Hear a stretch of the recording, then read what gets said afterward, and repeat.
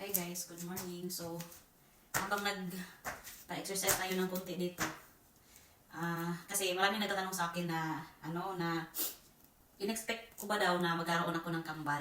Nung nasa Japan ako, kasi mga mahigit 5 years ako doon, nagsabi talaga ako alam mo yung parang, yung inano mo lang sarili mo, yung kinakausap mo yung sarili mo na, sana kambal na lang yung kapatid, yung anak ko, pag-uwi ko ng Pinas, kasi 29 years old na ako noon, or magte-30, tapos kung mag-add ako ng 2 years, magte-31. So, parang para sa akin, parang matanda na ba ako, tapos yung mga klase ko, may mga anak na, yung mga kapatid ko, mayroon na rin sila lahat, ako na lang yung wala. So, parang ano ko na, at least, bago ako mag-30, may dalawa na ako, parang, hindi ka lugi. So, yun, inano ko siya, hindi ko siya siniseryoso na mangyari kasi, sabi ng mga nakakatanda, hindi daw sa generation namin yung magkaroon ulit ng kambal kasi yung kapatid ko na lalaki at babae, kambal sila. So, hindi sa generation namin na magkakapatid. Diba, nabuntis ako, nag-ultrasound, sabi twins. Yun, doon ko talaga na patunayan na mali yung ng mga matatanda, yung mga superstitious. Hindi pala ganun yun. So, as long as may dugo kang, or may kaliwat na kambal, may possibility na magkakaroon ka rin ng kambal. Kasi gaya ng nangyari sa akin napunta yung corona.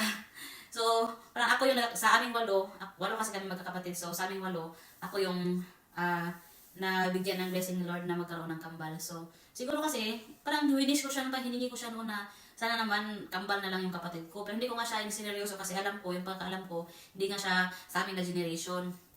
Kaya yun, walang imposible. Kahit na hindi ako sa Pinas manganak or dito ako sa Canada, ako lang yung mag-aalaga. Alam ko naman na kakayanin ko siguro kasi hindi naman bibigay ni Lord kung alam niya hindi ko kaya kahit ako lang dito. Alam ni Lord yun na kaya ko silang bantayan kahit ako lang. At yung strength niya lang yung ibibigay niya sa akin. Tsaka yung emotional support, something like that. Yung provision niya sa amin dito. So, yun guys. Alam mo, may mga simpleng pangarap tayo sa buhay ba na akala natin hindi siya matutupad, tapos bigla na lang siyang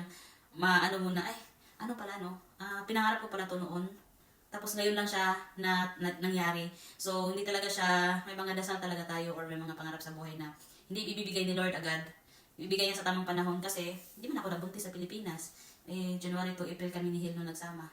Hindi ako nabuntis sa Pilipinas, dito na talaga. Tapos ininsakto niya talaga na ininsakto niya na December, hindi pa masyadong malaki yung tiyan ko, matapos na yung pag-aaral ko, alam mo yun, ganun. Yung parang naisip mo talaga na, God's time.